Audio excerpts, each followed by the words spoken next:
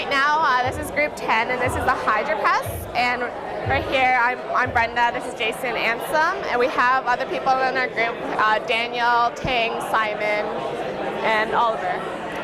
So right now, Ansem's going to demonstrate the Hydro Press for us. And as you can see, instead of using traditional weights, these are filled with water. And back here, there's a water pump, and it's pumping water into these water weights right now. Right, so one of the advantages of using water as weights is that you can get essentially limitless precision. With traditional weight plates, you'd be incrementing in multiples of 5 or 10, but with water, you can kind of get it exact, to the gram if you wish. And with traditional plates, you have a $1 per pound kind of fixed cost, whereas with water, you don't really have that kind of cost. So it's also cost efficient in that sense. To add on to that, now the user has total control of the weights. So if you can see down here, there's a red switch, and Ansem can choose to press on and off.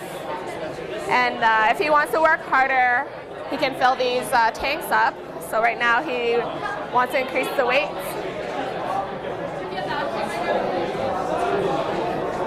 Right, and let's say he's fatigued at this point, in which case you can release a flushing mechanism. Walk over here, sorry. Yeah.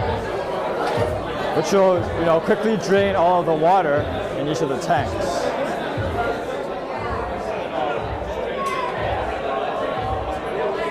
So now, since the water tanks are empty, he can put the weights back up onto the bar. And and that's the Hydro Press exercise. Ideally, instead of using a manual flushing mechanism, we'll be using electronic valves to kind of control the draining of the weights.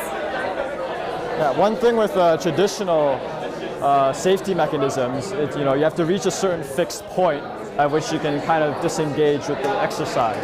But here, at any phase of your exercise, whether on the descent or ascent phase, you can release the flushing mechanism at any point.